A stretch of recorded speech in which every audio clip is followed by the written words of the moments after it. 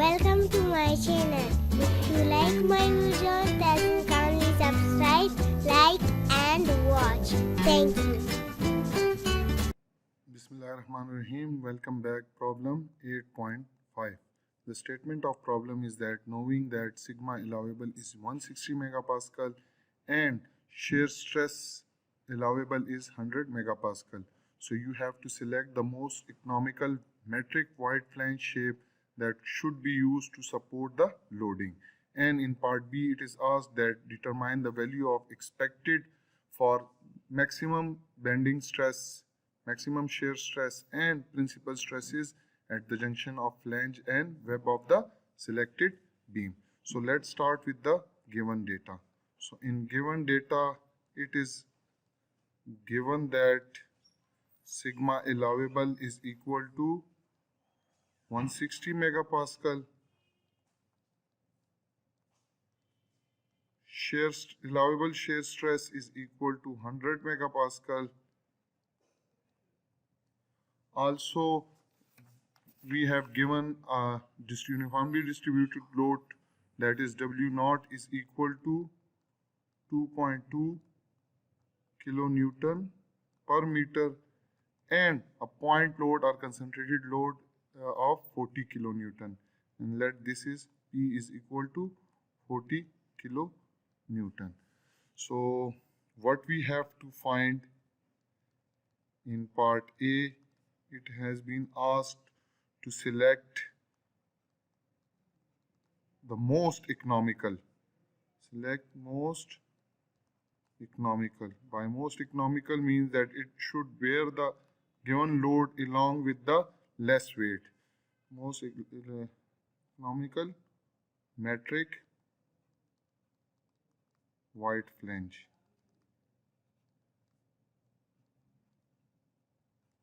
Beam. And in part B, it has been asked to find the maximum bending stress, maximum shear stress and principal stress, that is sigma 1, principal stress. So let's move toward solution of the problem. So for solving this problem, first of all, we have to find the reaction forces that will be at point A and point C. Clear? So you can see this is reaction force RA and this will be reaction force at RC. So this can be found by using equilibrium condition, that sum of all forces along y direction is equal to 0 and upward force is positive. So you can see there is upward force RA and this upward force RC minus downward force 40 kilonewton minus 40, and there this uniformly distributed load 2.2 kilonewton per meter. So it will be downward, so minus 2.2 into total length is 4.5 plus 2.7. So it will be equal to 7.2. So 2.2 into 7.2. Their sum must be equal to 0.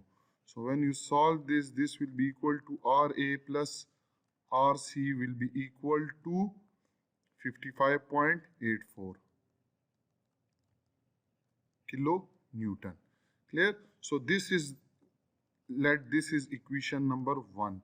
Now we will apply the second condition of equilibrium, that is sum of all movement about any point is equal to 0 and counterclockwise is taken as positive. So let's take the movement at point C is equal to 0.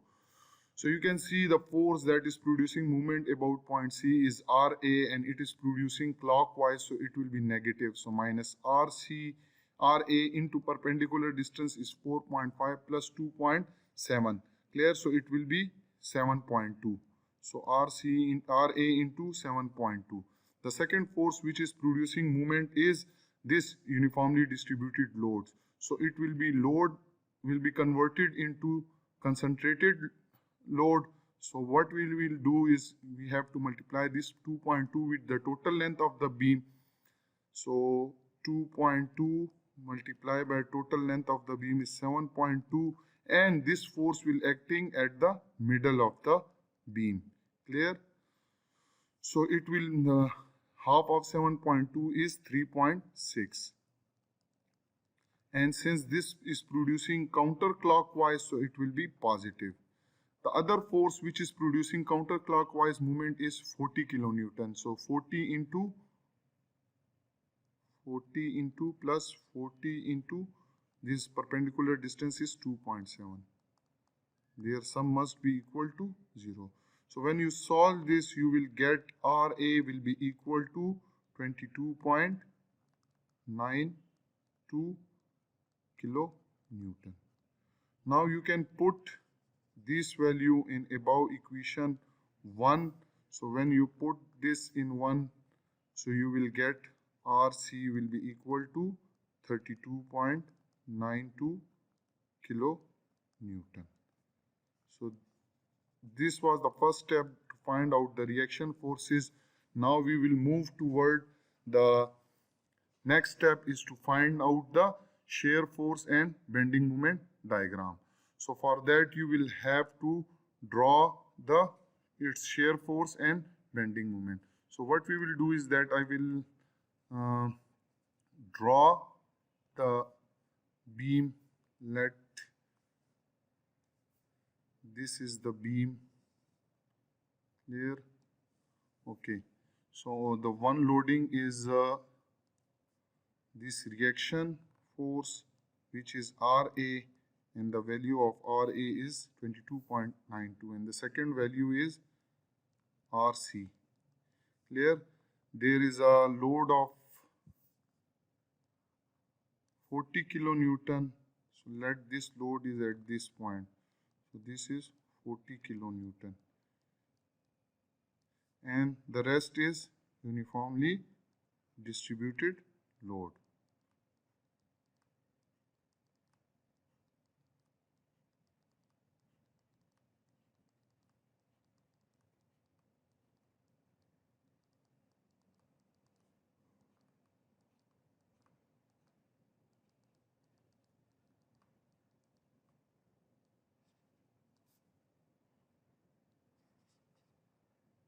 This is 2.2 kilonewton per meter.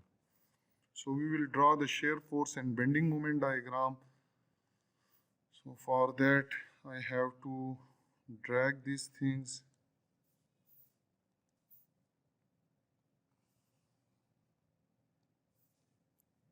So here we will draw the shear force diagram. So let's start with the shear force. Again, you can also take, you will have to draw it by as per scale. So you can consider it as, let this is 1 unit is 10, the other is 20, and 30, 40, etc. So 10, 20, 30, 40, and that is in kilonewton. So here we will draw the shear force and it will be in kilonewton. So you can see at point A there is a force of 22.92 kilonewton. So what I have to do is I have to plot this 22.92. So this is 20, so this point will be 22.92. Clear? So this is point at the shear force at point 8. Okay, now we will move toward, if you section the beam, let this point was point, this is point A. Clear? This is point C and this point is point B. So if you section the beam at this point, clear, or just on the left side of the point B, so its equation will be, the shear force equation will be VB on left side of point B will be equal to this shear force, which is 22.9 kilonewton minus this uniformly distributed load, and this distance is also given. This distance was given as 4.5 meter. Clear? And this was 2.2 7 meter. So if you consider the section just on the left side of the beam, so if you want to convert this distributed load into concentrated load, so what you have to is multiply 22.2 multiply by this 4.5.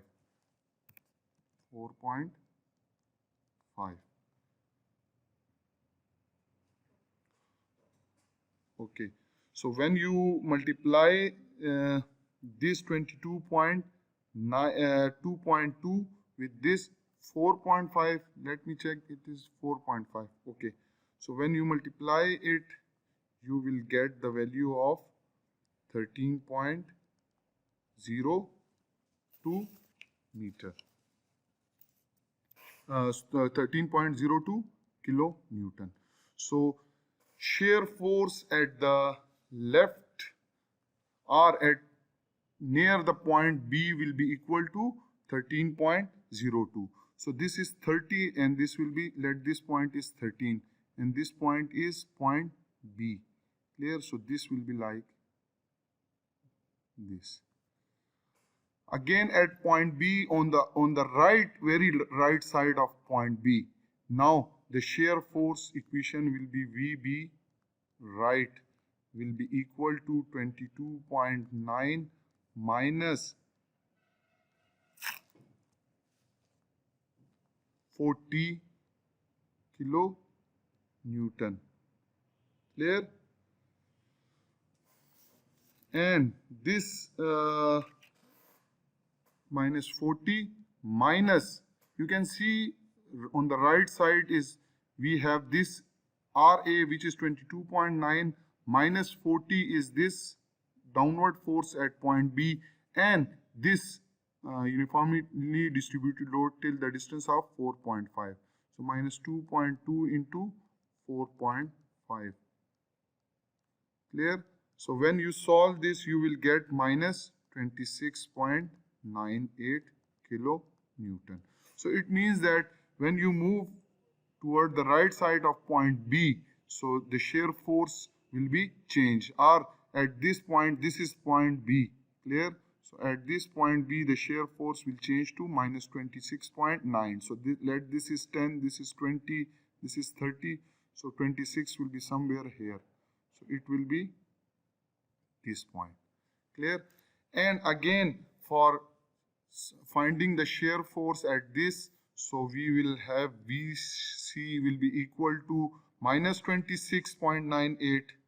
This is the net 26.98 minus this uniformly distributed load which is 2.2 into its distance is 2.7. So 2.2 multiplied by 2.7 and it will give you minus 32.92 kilonewton. So what we have at point C, this is 30, this is 32, it will be somewhere here. Clear? This is point C. Now what we will do is we will have to join them. So at this, from this point, so till this point, you have to join. Again from point B, we will have a straight line.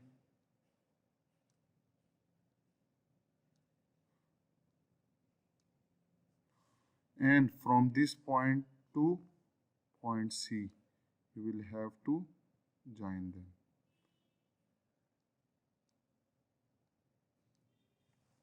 If I zoom it,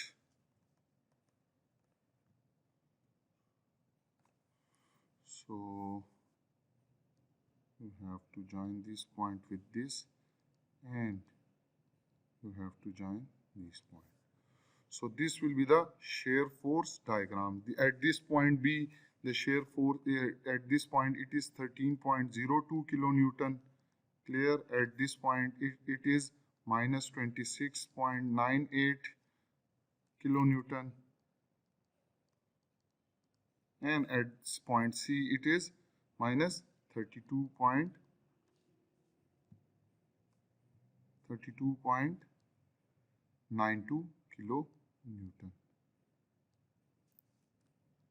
So from here we can get the maximum shear force, the magnitude of maximum shear force will be equal to minus 32.92 kilonewton.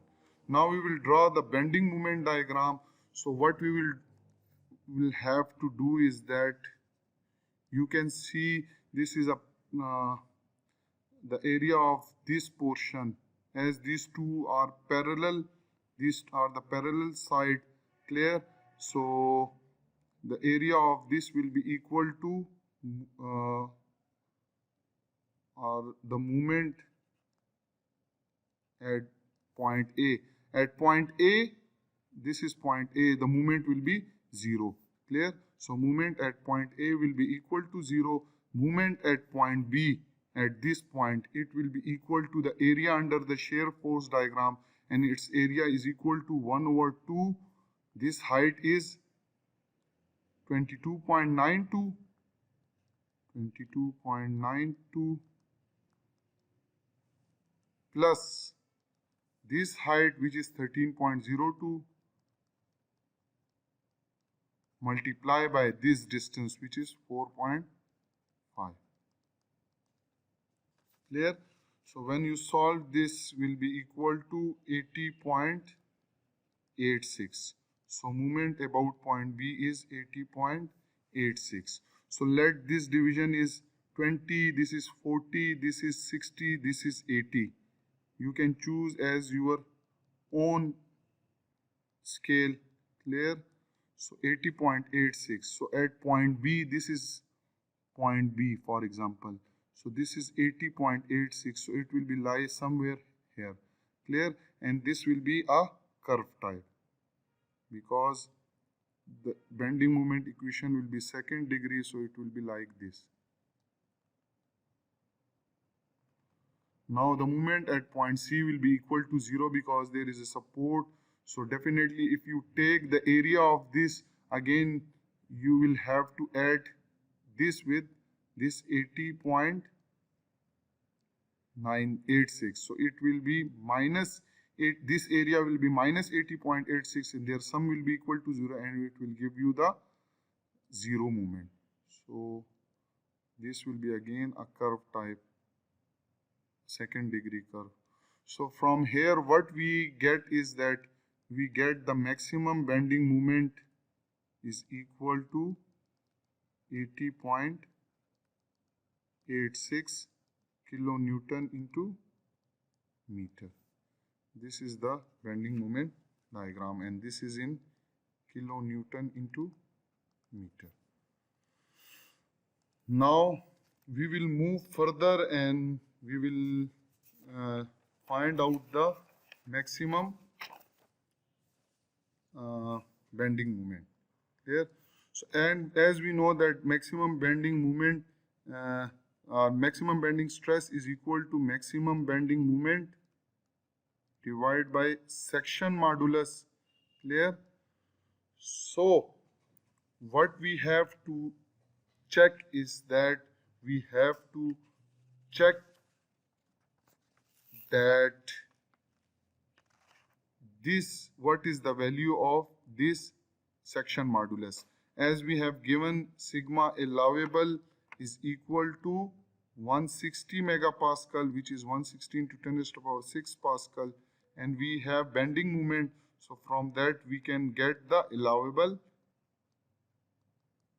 section modulus. So section modulus will be equal to bending moment maximum divided by sigma allowable. So you can put the value maximum bending moment is 80.86 into 10 raised to the power 3 Newton into meter divided by allowable stress is 116 to 10 raised to the power 6 Pascal. So allowable or minimum section modulus must be equal to 505 into 10 raised to the power minus 6 cubic meter, or we have to convert it 505 into 10 raised to the power 3 cubic millimeter. So from this minimum section modulus, you can select the wide flange, most economical wide flange beam. So you will have to go to the appendix C of book Mechanics of Material. So you can see these are in metric. So these are the wide flanges. So we have, what is the value of section modulus? 505. So we will check around 505 or greater than 505. So you can see this is section modulus. So one value is 547, which is greater than 505. Again, this is value 531, 582. So I will select some of this and I will write it on here, clear. So let this, we have different shape and its section modulus, which is into 10 raised to power 3 millimeter cube, cubic millimeter, clear. So one section, one wide flange is W360 by 39. The second is W310 by 38.7. The third one is W250 by 44.8. The fourth one is W200 by 52. And their section modulus value is 578 into 10 raised to power 3. This one is 547. The third one is having section modulus 531 and the fourth one is 511. So you can see 511 is mostly near to 505. You can select any four, but in question it is asked to select the most economical. So you can see W310 into 38.7. Now this second value 38.7 means kg per meter. So its weight is less as compared to other. So we will select this beam here. So we will select W310 by 87. So now what are the property of W310 by 87? Again you have to go W310 by 87, W310 by 38.7, not 87, 38.7, clear. So you can go and check 38.7 is this one. So you can see this is the height of the beam 310, width of the beam is 165. Again, thickness of flange is 9.6 and all the values, properties are mentioned over here. So I will write them over here. So total height of the beam is 310 mm, clear. So we have to use W310 by 38.7. The height of the beam is the thickness of flange is 9.65 millimeter. Thickness of web is 5.84 millimeter and breadth of flange is 165 millimeter. So these are the section properties. So we can easily find the maximum bending stress. So maximum bending stress is equal to maximum bending moment divided by the section modulus. So maximum bending moment is 80.86 into 10 raised to power 3 and the section modulus is 547 into 10 raised to power minus 6 because you have to convert it into meter. This is 547 cubic into 10 to the power 3 cubic millimeter. So you have to convert into meter. So when you calculate it, you will get the maximum bending stress, which is equal to 147.83 into 10 raised to power 6 Pascal, or it is equal to 147.8 megapascal. So this was the part A. Choose the most economical. We are moving toward the part B, in which you have been asked to find the maximum bending stress, then maximum shear stress, and we know that maximum shear stress is maximum shear force divided by shear area, and shear area is total height of the beam into thickness of web, which will give you the shear stress. Because you can see you have beam, so the maximum shearing stress will be toward the center. Clear? So this is total height and this is thickness of beam. So you can put the value maximum shear stress from above, you can see is 32.92 into 10 to the power 3 divided by height is 310, and you have to convert it into millimeter. So 300 meter, 310 into 10 to the power minus 3, and thickness is web is 5.84. So 5.84 into 10 to the power minus 3. So when you calculate it, it will be 18.18 into 10 to the power 6 Pascal, or it is equal to 18.18 megapascal. So this is the second answer of the maximum shear stress. Now we have to calculate the principal stress. So for principal stress at the junction of flange and web, so you know that maximum stress, principal stress is equal to sigma x plus sigma y divided by 2 plus minus r, and this r is equal to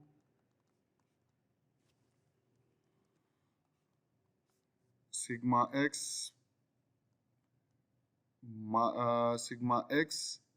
minus sigma y divided by 2 whole square plus tau of xy whole square. So you can see at the junction we have to find the normal stress, as the maximum stress is this. So normal stress at this point, let this point is point B. So stress at point B is again equal to YB over C into maximum stress. Now what is YB and what is YC? C. So this is the total height, which is D, and this D is equal to 310 millimeter. Clear? So half of this will be equal to 310 divided by 2, so it will be C, and this C is 155 millimeter. So when you subtract the thickness of flange from the C, this is C, so you will get YB. So this is YB, and this YB is equal to C minus thickness of flange. Thickness of flange is 9.65. So if you minus from this 155, it will be 145.35 millimeter. So you can put the value sigma B is equal to 145.35 divided by 155 multiplied by maximum stress, which is 147.8. So sigma B will be equal to 138.6 megapascal. So stress is reduced at this junction where flange and web meet. Now this is the normal stress, and we are also interested to find out the shear stress at this junction point B. So this shear stress will be equal to V at this web and flange interaction is equal to VQ divided by I into thickness of web. And again we have V, we have I, from the properties we have TW, and we have to find Q's, and this Q is equal to AF into YF. So AF is the area of flange, which is again breadth of flange is 165 millimeter and the thickness of flange is 9.65 millimeter. So it will give you area, and this YF is again, I will write the value, this YF is equal to 1 over 2 C plus YB, and C is 155 plus YB is 145.35. That we have already discussed in previous chapter, problem number 4. So you will get this Q is equal to 239,116 into 10 to the power minus 12 cubic meter. Now you can put the value V is 32.92 into 10 raised to power 3. Q is 239116 into 10 raised to power minus 12 divided by I is the second moment of inertia. So second moment of inertia of this beam is 84.9 into 10 raised to power 6 millimeter 4, but we have to convert into meter 4. So it will be equal to 86.9 into 10 raised to power minus 6, and it will be meter 4 power 4 into thickness of the web is this one, where it is 5.84 into 10 raised to power minus 3. So when you calculate it, the shear stress at the web and flange interface is equal to 15.87 megapascal. Now you have the shear force and normal stress at the junction. So you can put it in the principal stresses. Again, you can see that at the junction, if we draw it, so there will be a shear force there and there will be a normal stress. There will be a normal stress, sigma B, and this will be shear TW. Clear? So you can see there is no force in y direction. So this is become 0. So it will be equal to sigma 1 will be equal to, and sigma x is sigma B. So it will be sigma B divided by 2 plus R. And this R will be again equal to sigma B divided by 2 whole square plus tau of xy, tau of w square under the root. So you can put the value, let me put sigma 1 is equal to sigma B, and sigma B is 138.6 divided by 2 plus R, and R is equal to 138.6 divided by 2 whole square plus 15.87 whole square. So when you calculate it, this principal stress comes out to be 140.4 megapascal.